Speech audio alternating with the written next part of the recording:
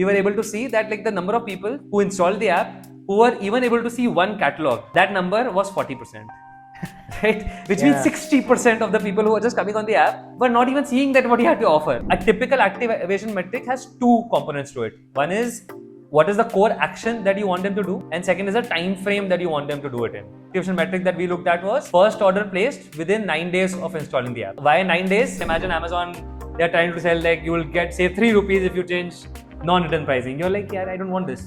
But like for our users, it's like massive. Like oh, why not? Like okay, I'll do it. Right. So that's where I think the difference comes, like in selecting that TG, counter positioning, and like strategically now doing a lot of things which are going to be difficult for your competition. The irony here is Bezos was the first one to say your margin is my opportunity.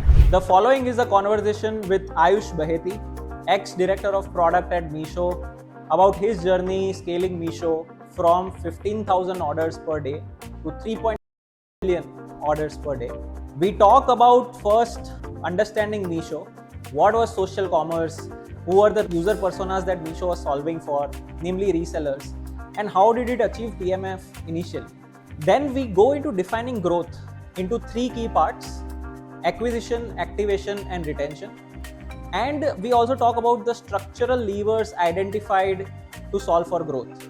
This actually leads Ayush to narrow down the entire growth problem into three problem areas. One is user education, the second is friction, and the third is trust. Finally, we talk about the solutioning, both the solutions that were tried earlier but didn't work, and also the solutions that came from strong user insights that ultimately led to 10x impact. We also have a bonus section for you, which is on why Meesho is so formidable against Amazon and Flipkart. Whether you are a product manager or an entrepreneur or someone who is just interested about how tech businesses scale, this conversation is something for everyone. We hope you enjoy it. Let's dive in. Hello everyone, welcome to Great Work Podcast. This is the second episode. Here we bring out stories of excellent problem solving from Indian startup ecosystem. No gyan, only real problem solving. This time we have Ayush on the hot seat. And before we go deeper into the problems that he solved at Meesho, let's look at his career and his journey, and we'll cover that through the course of this conversation. Cool, Ayush. Welcome to your own podcast. Yeah, nice to be here. Yeah. Why don't we start with a background of your career, like in less than a minute? Yeah. Sure. So, product of Kota factory. Like, spent 3 years in Kota. Went to IIT Bombay.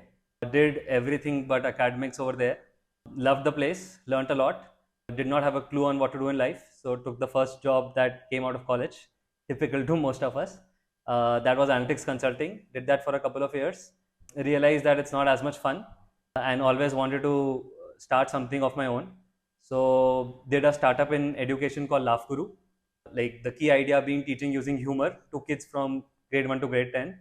Didn't work. Like spent 4 years over there. Realized that okay, it's not hitting PMF and not scaling. Let me figure out something else. Wanted to go to a scaling company.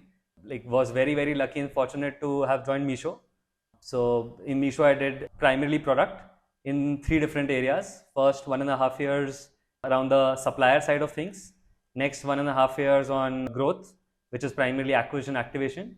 And the past 2 years leading the grocery vertical from a product side over there. And yeah, I think that's like the super brief journey. Great. So give me a sense of scale, like when did you join Meesho? What was it doing then? And by the time like you exited, what happened? Yeah. So when I joined Meesho, I think it was a Series B company. We were doing like around 15,000 orders per day. When I left, which would be around March 24, we were doing around 3.5 million orders per day. Oh. So that's like more than 200x scaling while I was present. Like, and I joined September 18. So in close to 5.5 years, I think I was lucky in the sense that like I would say I've not seen like one company. I've seen 3 companies while I was in Meesho. Like the early Series B, Series C time was very different. Series D, E time was very different.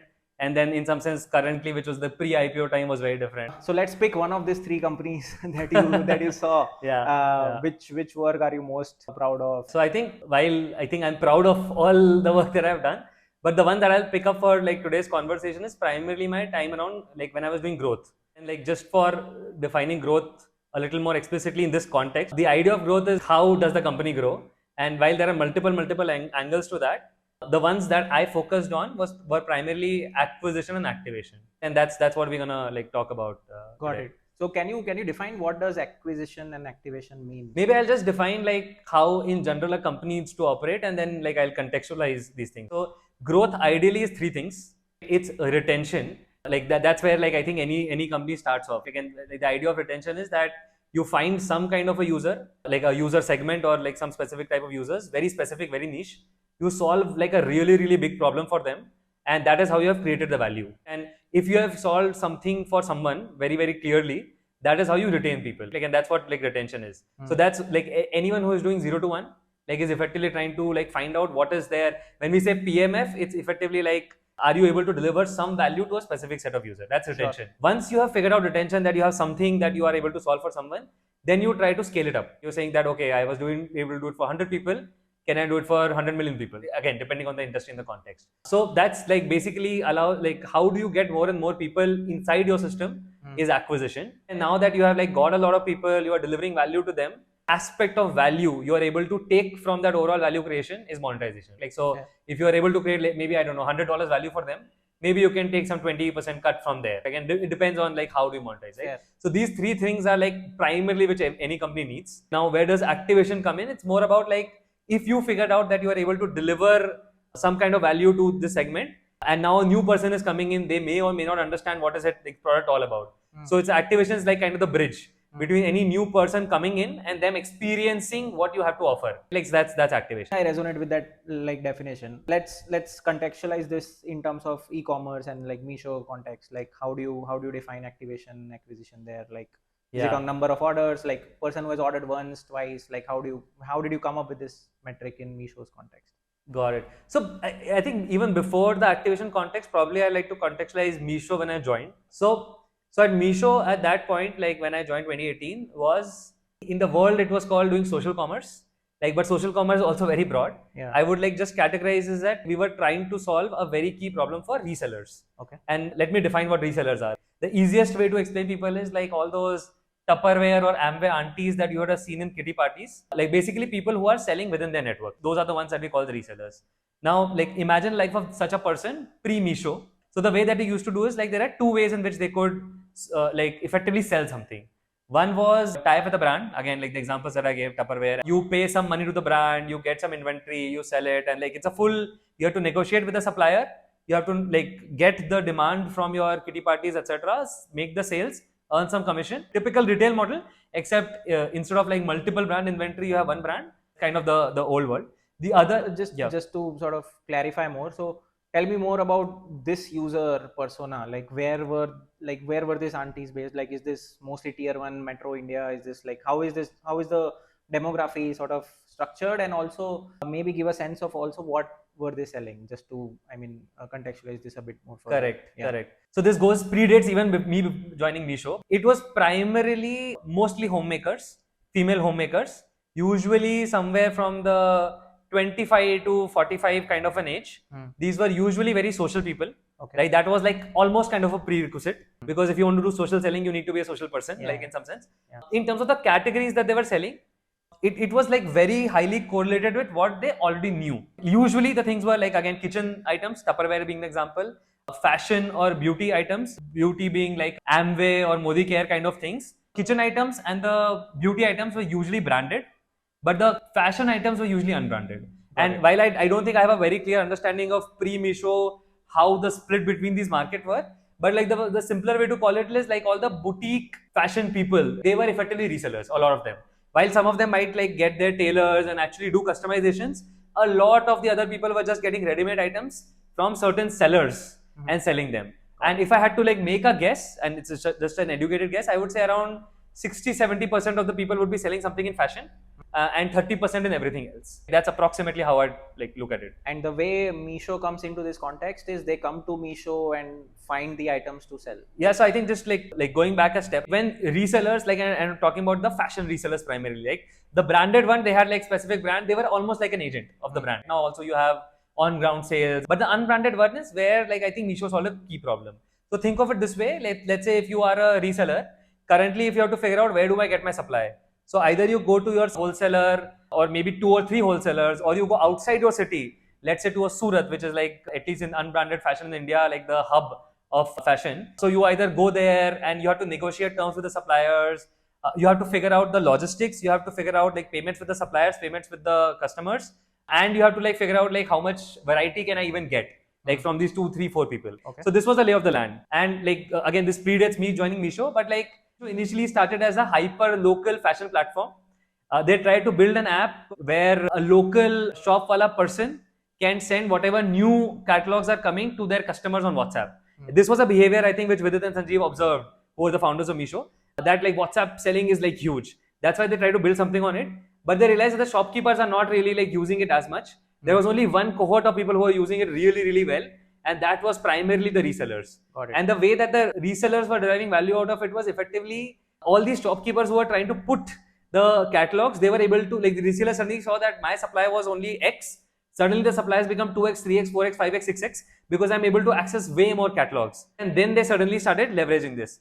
And once this insight like kind of hit in, like okay, resellers are the ones who are in need of this supply, who are in need of like payments in logistics and the social part. So what Meesho came in was like everything that you're good at, you do, which is the social selling part, but everything apart from the social selling, we will take care of. We will give you a lot of catalogs because we'll be able to give you a lot of catalogs from multiple suppliers. We will have a scale advantage so we can bring the price down. That means increased variety. Now a typical reseller journey was like they will see a lot of catalogs on Meesho. Instead of like a typical e-commerce where the primary CTA would be add to cart, our primary CTA was share on WhatsApp. So they will like click on shared on WhatsApp. Effectively, it was a 2-step process, one to share images and the second to share description, which they can share with their friends and family. Post this, Meesho's ecosystem goes on a pause. Now this reseller is talking to their customer on a WhatsApp group where someone is saying, oh, I like this, I don't like this. They saw that the price of this item on Meesho was 500 rupees. They might quote like a 600 rupees to their system that this kurti is for 600 rupees. Maybe they negotiated down to 550. Now this reseller is like, okay, I have a customer who wants this item for 550 rupees, which means I'm going to earn like a 50 rupees commission on the top of 500. So they will come back on Meesho. They will say, I want to order this item. Now they will effectively go through the typical e-commerce journey, which is now they will say that I want to order this item. Sometimes they used to enter their addresses. Sometimes they would enter the customer's addresses, and they will like, let's say it's a customer address. They will put 550 as the money to collect. Now the person who is doing COD, like they will collect 550 rupees. Once we get it from the Meesho is handling now the logistics and everything. Yeah. As soon as they get the 550 rupees, they will transfer 50 rupees directly to the reseller. And from the 500, like then Meesho would like take the typical e-commerce cut. Again, this was back in 2018, where we used to monetize using commission model. So we would take, I don't know, 10-15% cut from that 500, and rest of the money goes to the supplier. That's how the ecosystem used to be.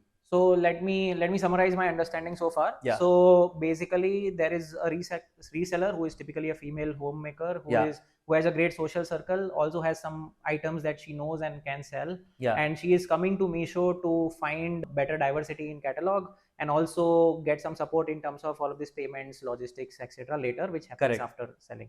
Okay, so this is the model of Meesho so far. This was the model of Meesho, when I joined. Got it. Let's come back to the acquisition and activation problems that you were mentioning. So what was the problem and what were you solving?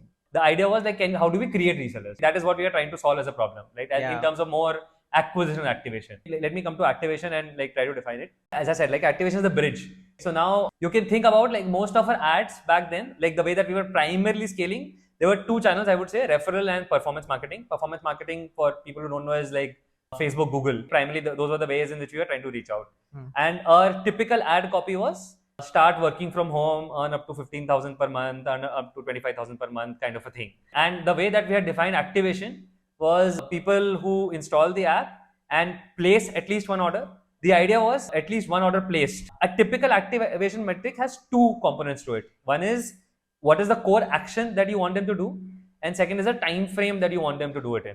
Okay. Right? Like so, like the activation metric that we looked at was first order placed within 9 days of installing the app. Why 9 days? Basically, we figured out like of all the people who end up placing an order, 80% plus minus were able to place the order in the first 9 days itself. And so, did this correlate with retention of these resellers in a way? Like yeah. So ideally, the way that we want to define it, like again, like what you want to define is like who are the long-term retaining people on your system. That's why we start with the retention thing. Yeah. And then you try to correlate that what did they do Correct. in their early journey, which kind of correlates to this, right? This is similar to Facebook's, like if a person adds some 7 friends in 10 days or something like that, they have a high chance of retention. Correct. Anyway, go on. So, yeah, so like basically activation, the way that you want to define activation is you actually divide into 3 parts. Like, and I don't think like when I joined we knew this very well, but like over time we kind of evolved to this kind of a structure.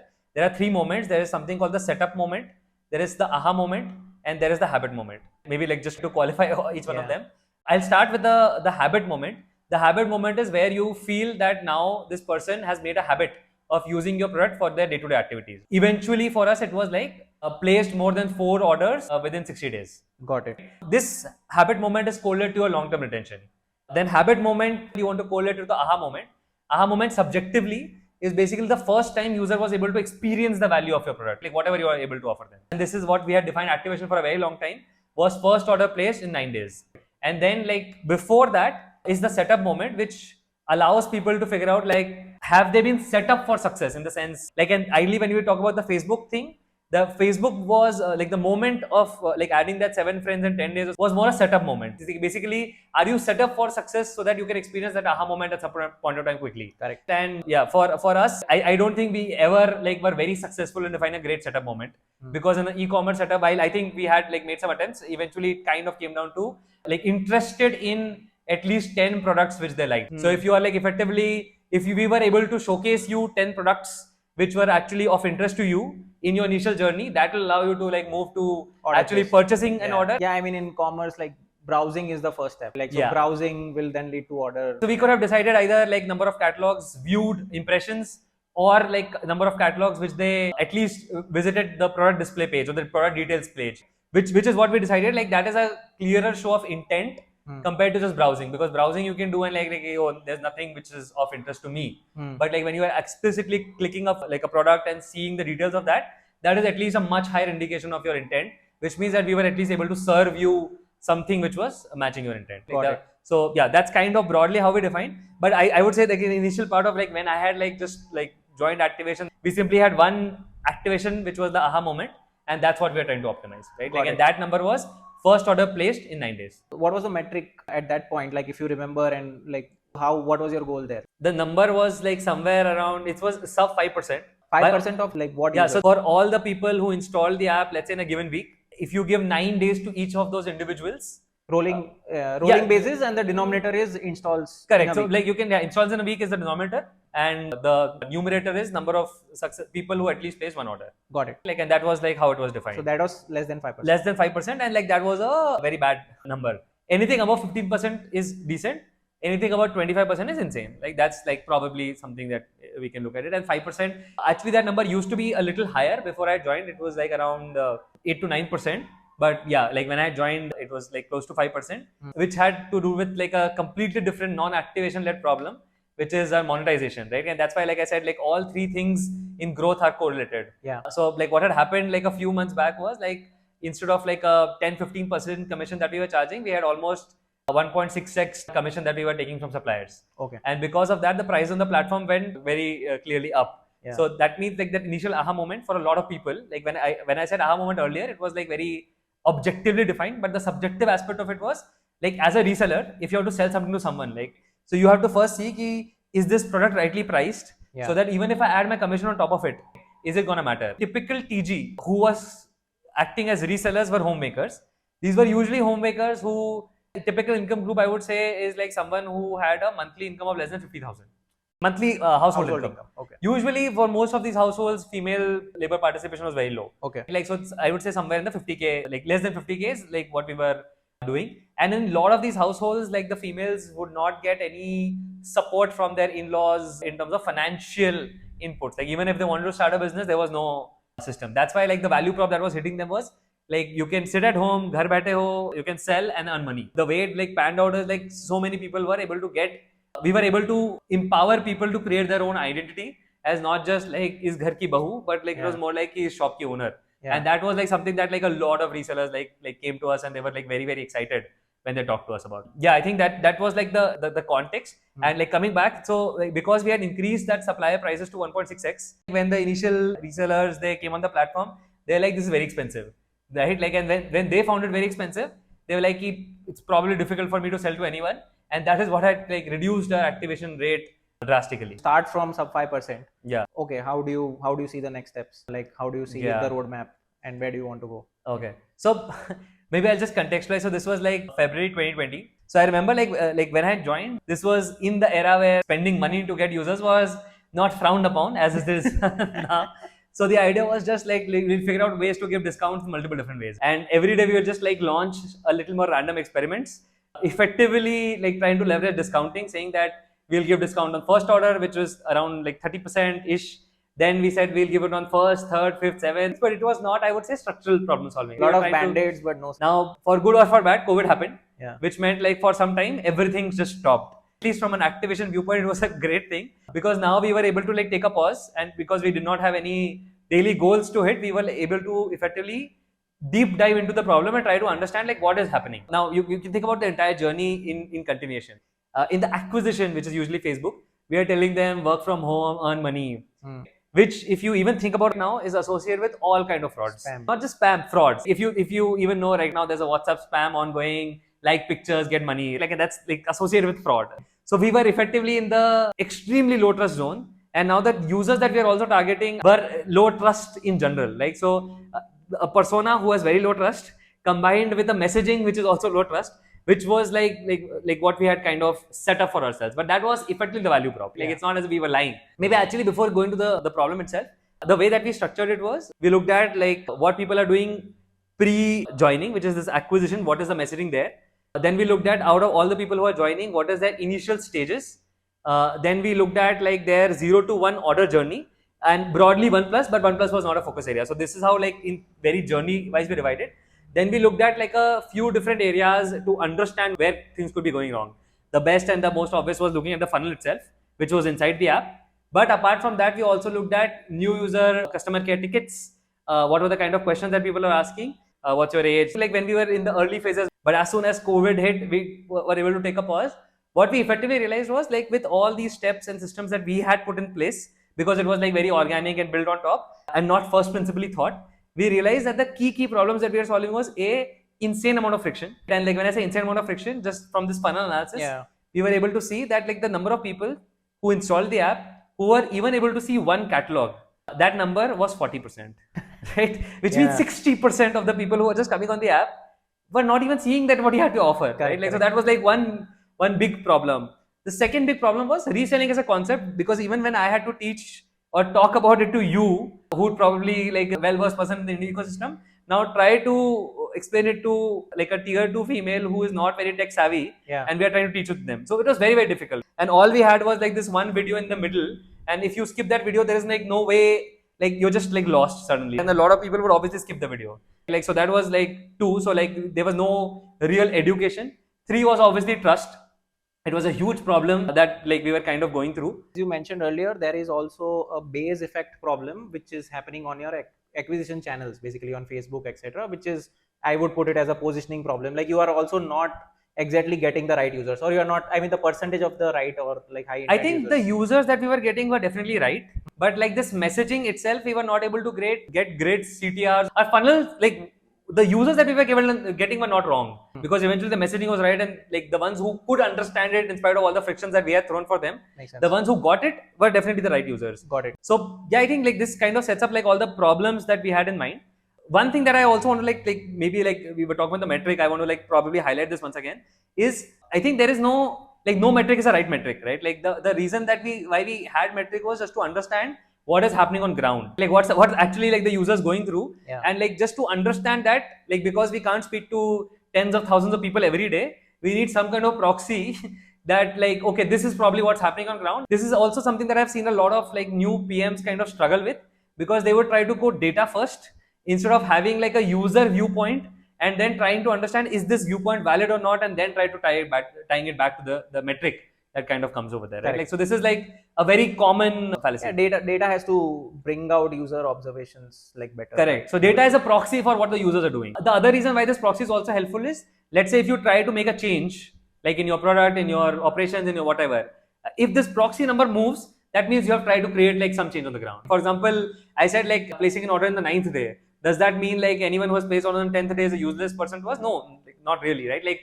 obviously they are also close, but like at least once we have like figured out that 80% of the people are going through this behavior. So if you are changing someone's behavior in the 9 days, probably the 10th day behavior is also going to change and so on and so forth, right? Makes like, sense. Yeah. So yeah, I think So let me just summarize this. So you mentioned the problems in terms of acquisition and activation. Like in both of these cases, there were, like as you mentioned, there was a lot of friction in the journey, a lot of trust issues. You were getting the right users, but the funnel was not so strong on the acquisition side. Correct. Let's get into the solutioning now. How did you approach that? Were there any attempts made at solving these problems before, etc. as well? Correct.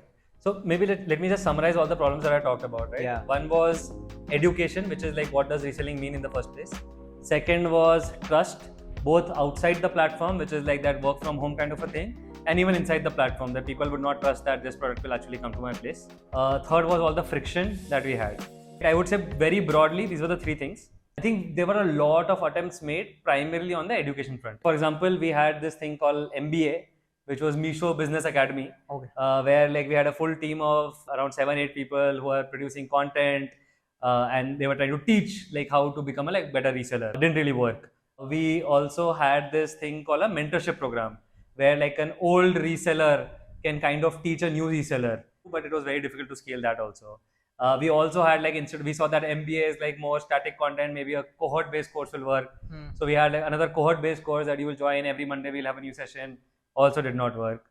Plus even within app, like we had this, if you remember, like in the old days, there was this onboarding flow where you keep clicking next and people will see different things. Again, we tried that, it did not work. So education, we realized that like from all these failed experiments, we realized that for a typical tier 2 female, when they just come in, they don't really have an incentive to like go through tons and tons of content and try to figure out, oh, what is this business about? How do I become good at it? And like, because the motivation, especially in the B2C context, is not usually that high. If you try to have very high friction, time consuming education methods, it's very unlikely that like you're gonna like see a lot of results, right? Correct. So that's the one big learning I would say almost from these experiments. The second learning from a more design perspective also, while in a very information dense B2B kind of setup, sometimes those onboarding flows might work, but try to make them work in a B2C context, again, where people are like very low attention span, it's probably not gonna work this way. They'll just like, even if you have that flow, they'll just keep clicking next and get done with it. Which means the more you try to intervene in like what they are trying to figure out, that's not gonna pan out. So it's better to like kind of understand, okay, what is the intention and what is the mindset that the user is coming with, and try to be in that flow, try to solve the problem in that flow rather than like push them out to a different flow altogether. So in terms of education, we realize that all these heavy hitting things are not going to work. So we need to find something which is really lightweight. So when we are now trying to problem solve in terms of what should our ideal onboarding be, we obviously saw a lot of sessions, we spoke to a lot of users, and that some aspect of that trust factor even came out over here, saying that you want me to start a business, like, which means I have to put my identity on the line and start selling something directly. I have no idea of what this platform called Meesho is. You are expecting me, when I place my first order or even if I experience something, I should start sharing with a lot of people, make a group, do all those things, and I don't know what's going to happen. Like, so that was one thing which obviously, like, if you think about it in hindsight, like, yeah, it makes sense. But like when we were building that product, it was not like very obvious. Like, in fact, one of the internal metrics that we used to track was how many resellers are we getting, how many shoppers are we getting. And when we used to actively dissuade the shoppers by sometimes blocking them, sometimes doing like other things, etc. But once this insight was clear, so we realized that for the first order, we do not want people to set up the business. Instead, we want to tell them what reselling is about, and we want to help them like try something for themselves. If you think about it, there are 3 things in the journey of a reseller that we want to try to solve for. First, we need to tell them what reselling is about. Second, we need to tell them that you know what, you can try something for yourself and it might work out for you. And then third is like finding that product and ordering for themselves. And like there were a few design insights that we also like figured out. Like, so in an earlier flow, we would have just one video which was present at the beginning. It was like a 3, 4, 5 minute video which I think most people, like I think 85% of the people just skip through it. And the thing was, like, once you skip through it, you could not get back to it. That was one problem, that like, is there a way in which if eventually they like something, some product or whatever, and now they want to understand reselling, can we do that, right? Yeah. Like, that's one. Second is, we realized that whatever we like try to make users do, we need to help them in a very focused flow. Which means, like, and it resonates with very like specific design choices. For example, you can keep a video as part of a feed. Like, think of a vertical scroll, and in the vertical scroll there is just one video in the middle, like a Twitter kind of atmosphere. But if you do a Twitter kind of a thing, the users were usually very impatient. They will like just scroll through it. Like, they'll start seeing like something and they just move on. The ad like sort of behavior where if I see some video on the top, my subconscious is that it's an ad. Like, I'll just like sort of, probably for her TG that was not very prominent. Yeah. Like the ad mindset, but the idea of like, if I see 15 things, like the one thing which is like if I've spent 10 seconds on it, I'm like done, ho gaya. I want to move to the next thing. Versus if we just like, if you click on it, like have a full screen view where it's just focused very clearly, at least there is a chance that you like your focus increases. Plus the third thing was vertical video, horizontal video, like all those kind of things which are very tactical. Correct. So the thing that we realized, like for our users, we really need to handhold them at each stage. Like, an ideal answer maybe is like a person who can call them, but obviously that's not going to scale. Yeah. So like, we effectively made something called like a step framework, but it was not binding. Like, so we effectively had these 3 steps. First was, how do I earn money? And this kind of ties up to the acquisition message, saying that like you can earn 15,000, 20,000, etc. The first question which was there, like even from the CX, the call insights that we got was, ये reselling क्या है, मैं पैसा कैसे कमाऊं? आपने बोला था 15,000 हफ्ते मिलेंगे, मेरे को मिले क्यों नहीं है? Right? Very clear questions. How do I get it? Yeah. How do I earn money is like the first question, the first step, and you just need to watch that video. The second step was, try a product for yourself, which means we don't even actively say that, you know what, set up your shop, you know what, make a WhatsApp group, blah blah. No, nothing. We're like कि order करके देखो. हाँ, order करके देखो, see how you like it. And the third step was like actually ordering. Like, the second place was like more helping them in the discovery. Assuming that the user reaches the home screen, we effectively showed these 3 steps like in a tabbed manner. The first tab is that how do I earn money, with like very clear big thumbnail.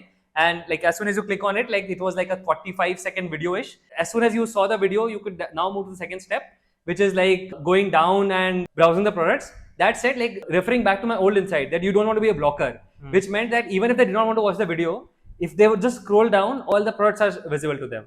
If you typically see most e-commerce websites in India, their homepage is purely navigation, which means it's like all the different categories and like ways in which you don't see products. You see that like categories, sarees, seasons, gender, men, like kids, something like that. Yeah. But in Meesho, we realized that users don't have a navigation-led intent.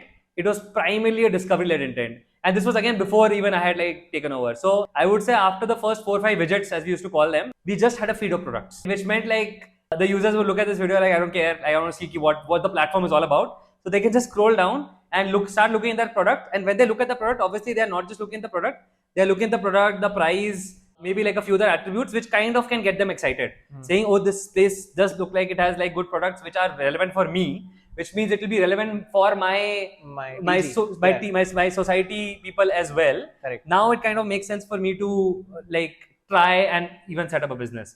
So that was like the second and third step kind of combined. Second step was, how do we help them in discovery? And the step that we called this was add a product to cart, right? Okay. And was, like the idea was like in the discovery, we kind of gave them some very quick filters because we knew most of the fit that we had with the TG was females. So only with females, and the categories that we were really good at was sarees, kurtis. So we would highlight those things very, very clearly in the second step. And the third step was like place the order. Like anything, once you have anything added to the cart, the window keeps showing that you have this, why don't you try it out? It took us like a lot of time to like actually come up with these insights, convince the CEO that it's okay for like our new resellers to be shoppers in their first journey. Because even if they are like shoppers, it's fine, because eventually these shoppers only will eventually convert to resellers. That was kind of the idea. And this was like the education piece, that like the way that we solved it. And overall, I think it gave us like some 23% impact, like the jump on activation. So in terms of the numbers that you mentioned earlier, like sub 5%, like how much did acquisition, like what was that number after all of these initiatives?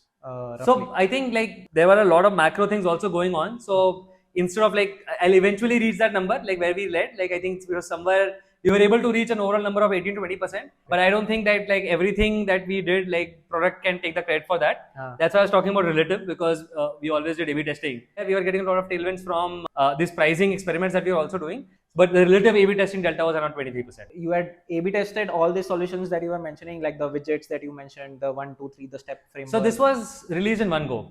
Yeah. The idea was very simple. Like become a shopper first. If you think about this solution more tactically, it's about progressive disclosure. Like we don't want to tell everything to everyone in one go. Yeah. Instead, like what will get them excited for the next steps. And we were like we wrote down like the tactical way that we solved it was like we wrote down all the things that an ideal reseller should know. And then we said that like what are the things that like even for them to start reselling are like really, really important. And then we prioritized and said the video will only cover these three. Otherwise, we'll make that 5-6 minute video and nothing's gonna come out of it. Yeah. So we like did that very consciously even in the video. So this was like heavy solve on like I would say the education part of the problem that we're solving. Interesting. Were there any, I mean, side threads that you had to pick up after this problem, like after solving this problem or moving this metrics which were related to this problem, or like was this the core of this problem? So while we had done this 1, 2, 3, we also tried doing something that on every screen, what are the top questions that people have, and then kind of try to answer them. So instead of like Chatbot where the first interaction is something that they have to type, because we knew our users were very anti-typing. Yeah. So we would like show a chatbot icon. We call that Meesho because Meesho. Yeah. And like that chatbot icon, if you click on it, like it will show like the top 2 or 3 questions which we felt were relevant. The questions of this chatbot kind of changed by the screen that you were going, because we figured out trust is a problem. Anytime when you were post add to cart, the trust problems were very, very high. Yeah. When you were in the product trust problems were very, very high. When you were at the beginning, the reselling, what is not trying to do problems were very high. So while we try to like overall thing was these 3 steps, but between all of these 3 steps also we like said that at least the people who have questions, maybe they will ask it. That did not work out at all, by the way, because that idea of like clicking on Meesho and then click on a question and then getting an answer is something that most people were not like even comfortable with those UXs. Maybe we could have done better, but once we were analyzing in some sense the site, we realized that the adoption of the chatbot was very poor. And even like when we were trying to answer questions, people would like ask ki ye product kitne ka hai and all those kind of questions which a chatbot was like not very well versed to do. Yeah. So we said that like it's actually a bad experience. So we kind of ended up removing that part of the solution, but the rest of the solution still worked pretty decently. Got it. So I think more or less a lot of things that we did on the education. And give a rough sense of the timeline. So like Feb 2020 is when you mentioned you started working on this. I mean, in a more structural manner. I mean, after Feb 2020 is when I joined. I think Feb to I would say middle or end of March, I think we were doing a lot of hacky things, changing color, proceed, clicks, very hacky things. But like all of those also gave us like some 5, 6, 7, 8% boost. Like each of them like 2-3% boost. We structurally started solving this in April. And I think this first solution went out around with the development, etc. It went down around June. Got it. June/early July. Like this is helpful. So I think broadly, what we have covered is like the education part of the problem. There were 3 things. Like we covered education. There was also friction, and I think the third was trust. Yeah, let's move to the other parts. The second I think was that I was talking about was like just that friction. In friction also we had tried a few things which I mentioned before. And like the idea was that we had these 4 or 5 screens, like so things that we had tried. We changed from proceed to continue. We changed from like tap target on only that button which was at the bottom to anywhere in the screen. If you click, you will move forward. That video, instead of clicking on the video so that like people see, can it get auto played? Like so a lot of tactical things which individually made sense. And all of them, by the way, were positive increment. Like none of them were like a failure. Like, but all of them gave like 3%, 2%, 5%. Right, something like that. But only when we like try to structurally solve, we got like 20-25%. Like, so that was there. Now in terms of the onboarding, the steps like just for like everyone. The first was like what is Meesho, you can start reselling, etc. Second was I think the sign up screen. Third was like what is reselling all about. Fourth was your profile, and now 5th screen is when you saw the all the catalog. So we said that like, do we need any of these things? We effectively set an agenda for ourselves that our activation is like that all users should experience like what products that we have to offer and understand what reselling is. That is what like we took as a North Star. And then we realized that the first screen, and even no one reads, ditch. Second thing was sign up. And over here again, we had to like have relatively heated conversation like with like a few stakeholders, because with the sign up, we at least have their phone number, and like with the phone number, we can retarget and do things better. Yeah. But what we realized was that like with this friction, we are losing some 30% people directly out. And like almost all of our retargeting, given that we can't like do SMSs, etc. at very high scale, all the Facebook and Google retargeting we can anyway do by the pixel. So it did take us some time, convince the acquisition folks, work with them, understand that maybe this is okay to remove, and eventually got a buy-in. So we removed sign up also. Then the third thing was like profile, etc. We used to ask gender, age, and occupation. And then we only realized that the thing that matters for us, the PMF that we had, was only with females. Thought that yes, age would definitely help us, but that was not a criteria. So even for the acquisition team, like the metric that we used to look at was not first order CAC, but it was first order female CAC. And then we said that everything that we need to do is just this female CAC. So maybe let's just remove this also, all the other fields also, and like have a very graphical way to kind of solve it, where you just have a gender, male, female, which are like very visual in nature. You can also skip it, but if you click on it, then you can just move forward. Like unlike I think we had a form kind of a thing before that, 3 steps, and then you click on continue. Like so that was the third screen. The video, as I said, like we completely removed it, like because of the onboarding flow changes that we had done. And like so effectively, if you look at it from a fifth step, as like now you can see the product. Now if you open the app, you will just see ki I am Nisha, your helpful guider. Like select your gender. If you select the gender, now the first screen like directly shows how do I earn money, and that's how the user experience became like Nice. compared to what it was. Yeah. And just like this, the entire project we called deferred sign up.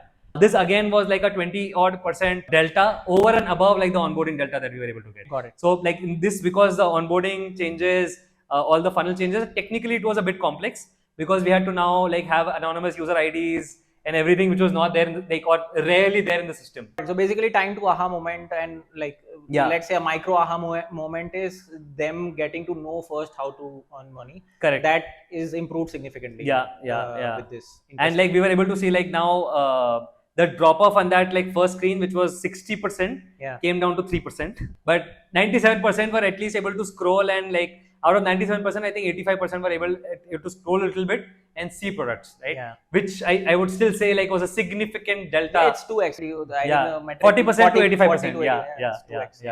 Big So, jump. Yeah. And so this was the second piece, and the third piece was on trust. Yeah, so trust was like a big problem to solve, and I think I'd say we solved trust using broadly 2 things, which was incentivizing them and slightly education in terms of returns and cancellations or RTOs or whatever. If you don't like it, you can pay back. It's COD, etc. However, I would say like the second problem we were not able to solve really well, but the first problem we were, and I'll just give you an idea. So even before I joined, as I said, like we were doing a lot of discounts at 30%. But like one insight that we had, like while we were doing a funnel analysis, we figured out that our checkout rate is almost like 1.2, 1.3 times competition. Like I don't think we were a very design-centric organization back then. So we were very surprised. And like we tried to again call users, figure out what the problem was. We realized that while we were offering a 30% discount, the realization that you were actually getting a 30% discount happened on cart. And if you think about like all the Swiggies and like the Zomatos of the world and like all other e-commerce also, the coupon applying step is on the cart. But like when we look at the entire context, we realized that okay, a lot of our people are just gonna try for themselves, and we saw that the number of orders with just one product in the first order was 99% plus, which means when you're placing your first order, you are just getting one product.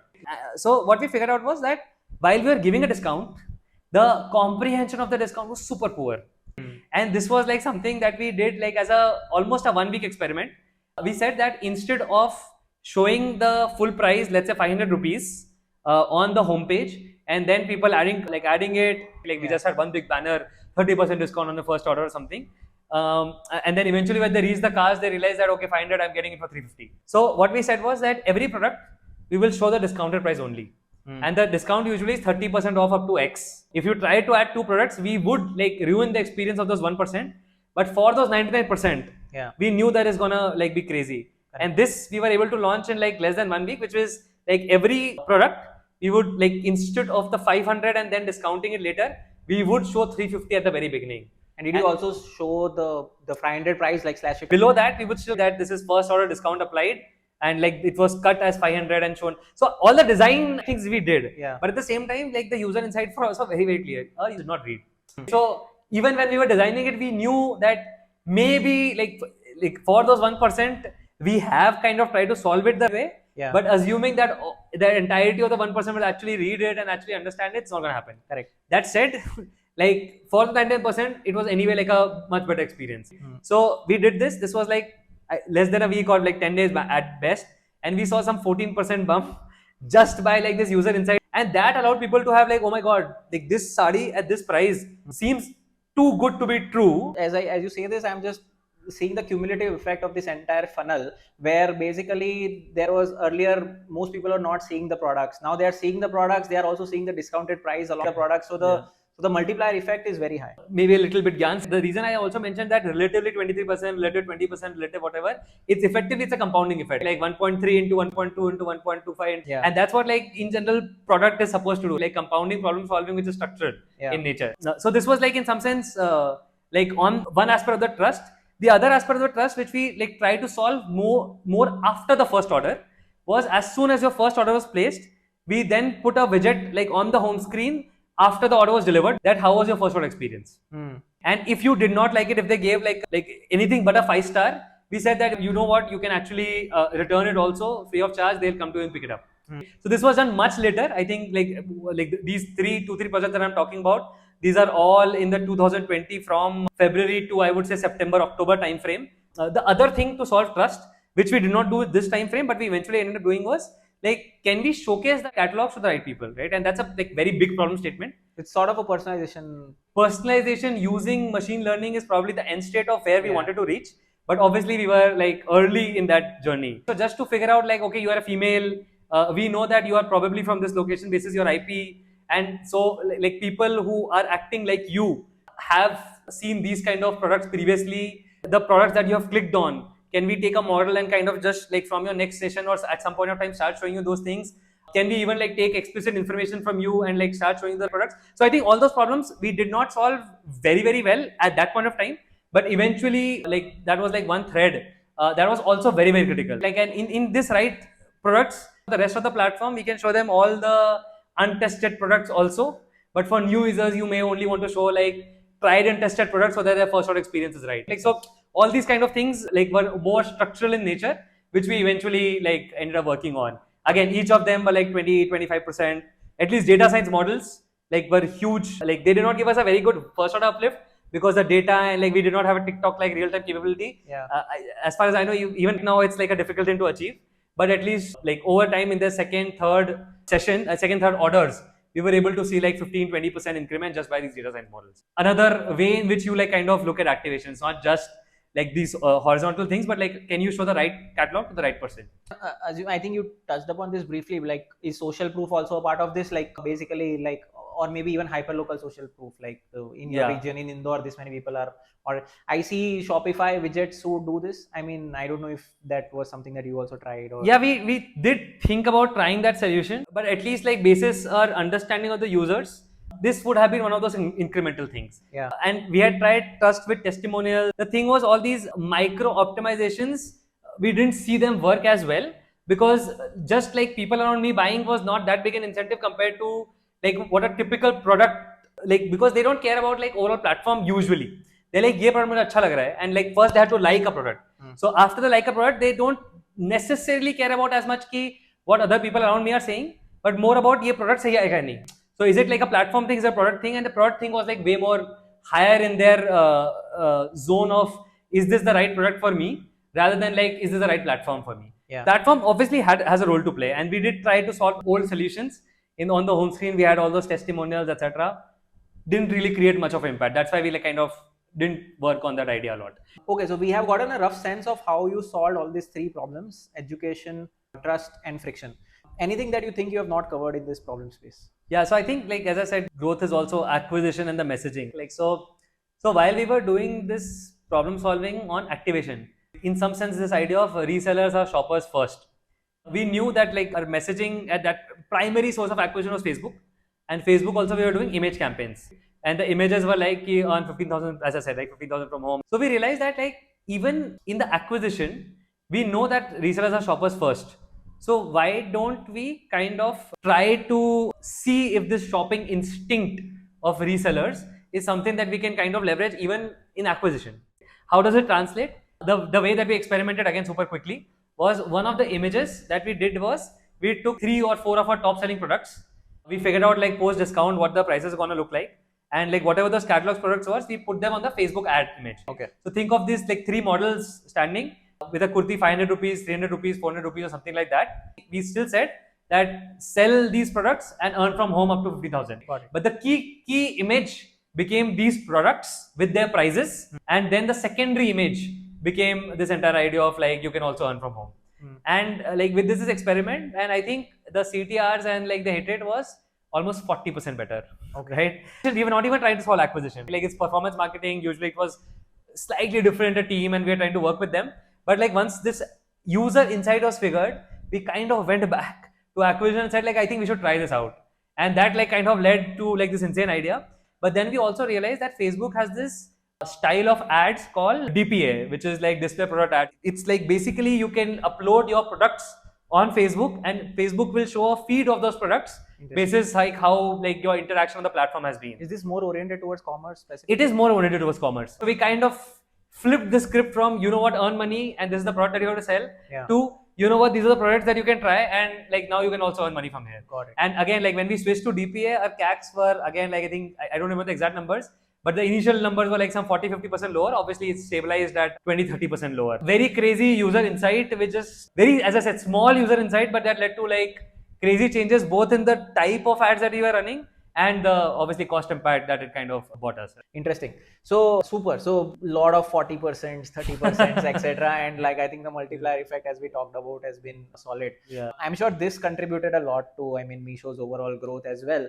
But since you were there during the entire scaling journey, like why is Meesho so big? Like why is it so, I mean, successful as it is? So maybe just like a broader context, and then I'll probably answer this question. For the longest time, we were like serving resellers. And then again, COVID happened, we were getting a lot of tailwinds. I would say somewhere mid of 2020, even after like we had started all these experiments, we used to kind of measure how many resellers are coming to us versus how many shoppers are coming to us. And that number used to be like around 80-20, 80 resellers, 20 shoppers. I would say somewhere around Jan 2021, obviously we're scaling rapidly from around 1.5 lakh orders per day. We were already at like 0.7, 0.8 mil, like in this time frame, and like this number of shoppers on the platform just kept increasing. And then we would like call people and saying, "Yeah, our ads say earn from home. Why are you here?" And the answer was usually, "You are very cheap. Like you are very cheap, and like even if I don't want to start my business, I can buy from here." I think at a very very high level, we realized two things. A, why are even resellers successful? Like what is the problem that they are solving for their end consumers? Yeah. They were solving a huge idea of trust. Correct. They were solving a huge idea of tech savviness. Like, oh, I don't understand this e-commerce thing or whatever, like online shopping rather. So someone else is doing it for me, great, right? Or at least I don't understand this. And third, and like probably the biggest thing was, like we had like a very, very price sensitive consumer base. Like, so we were offering them to things cheaper. So what we effectively figured out, like in this course of this is all 2020 I'm talking about. Yeah. We we figured out that even for resellers and for our users in general, if we are able to play on pricing, that really makes a difference to them. So like the reason I was also mentioning in like while the product was scaling, there were a lot of other macro things were happening because Meesho effectively figured out that pricing and like rather like to be more elaborate, price over convenience is what we wanted to like kind of play on. This was in some sense counter positioning to like an Amazon or the Flipkarts of the world who are like trying to sell convenience, and now Zeptos of the world who are hyper aggressive on convenience, versus we were like, it's okay even if we are not the most convenient platform, but we will be the most price conscious platform. And this is something that we decided as a strategy somewhere around, again somewhere in mid 2020. And like while we were like charging a lot of commissions, there was this long term project there where we said that we will effectively bring down to a model of zero commission, and we will not stop at that. We will effectively figure out all the ways in which pricing is effectively higher for our end consumer. So like coming back, so two things, that inside that pricing is the most important factor that we need to work on.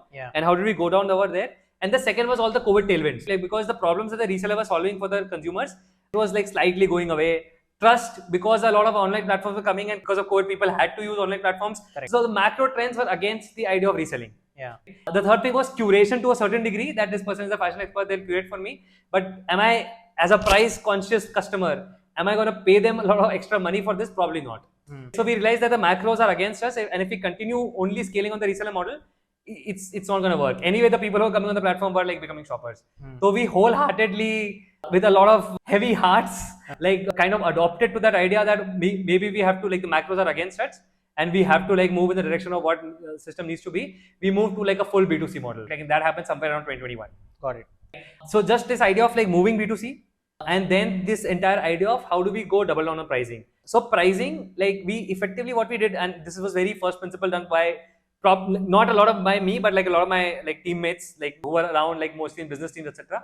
They effectively broke down the entire price of one product, from like the supplier, then the commission that we charge to them, the logistic charges, the COD charges, the RTO charges, like everything that like in the name of convenience is bundled together. We called it unbundling. So the first thing was we wanted to, like, commission was obviously the biggest piece. So like we figured out structurally how do we reduce it. Second was regional. Like for example, if you are a Surat customer and there is a Surat seller, by design, because the logistic cost is lower, you would get that item for cheaper. So like if they came on Meesho, they'd still find it expensive. Why? Because across Meesho, the pricing was a national price. Yeah, it's a national pricing. So we figured out ways in which we can kind of regional unbundling. How can we do that? Second, same is online versus COD. COD, we have to pay our 3PL partners way more. So like anyone who was opting for online, we'd give them a discount. So that was COD unbundling. Then there was RTO. There are some people who do a lot of RTOs, but the others weren't. So these other people were actually bearing the cost for like the people who are doing bad RTOs. So the people who were doing bad RTOs, we kind of like changed that. Fourth was returns. So we like offered two different type of returns, saying only supplier fault returns, and like no matter what you can have a return. And that again they gave a discount to the user for that. The other thing was also like originally before this, there were a lot of categories which were cross subsidizing, and that's a norm in e-commerce. Like for example, head and tail is the head and tail. Like for example, like most of the e-commerce, they are selling mobiles on losses because that's their head category, but then they sell the other categories. We realized that if you want to be pricing competitive, we have to do it in all the categories. So we said every category needs to be like price sensitive in its own. So we completely crossed category subsidization so that we can become cheap in every category individually. That's why we can become cheap overall. So that was like another very strategic change. Same, like then the big picture was logistics and how do we cut it down over there. And this was way later, where they launched something called Valmo, which is like kind of saying that currently I have a seller and I have a user. Whenever an order is placed, I will go to a third-party logistics partner like a Shadowfax. They will pick it up from the seller and directly deliver to the consumer. I don't have to do anything. But effectively, they are charging me for this convenience because they are doing the first mile, the middle mile, and the last mile. And if you break it down into different pieces, you can like maybe charge 10-15% lower. So like Valmo is a platform like where almost 30% of Meesho orders are actually running through the platform, where Meesho has gone on ground, created micro entrepreneurs, both like for all first mile, middle mile, and last mile, which again gives a logistics edge in terms of the pricing.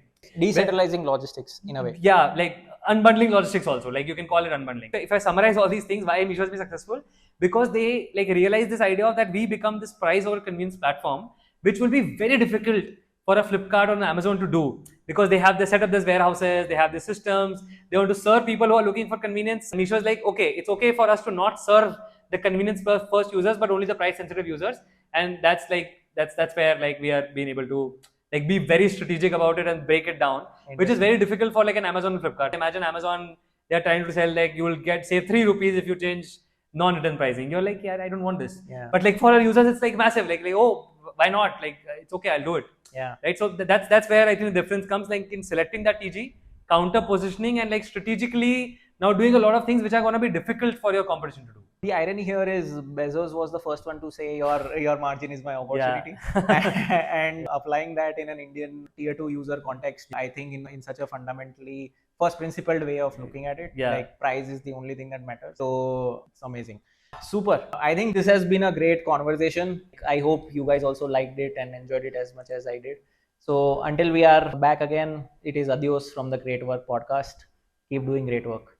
Thank you. Wait, just 1 minute. Before you go on, we started Great Work podcast to bring out stories of excellent problem solving from Indian organizations, just like the one you have just heard. If you know any operator who has done great work or are curious about how a specific problem got solved, do mention it in the comments. and we will make that story happen for you. Now it's adios. Bye bye.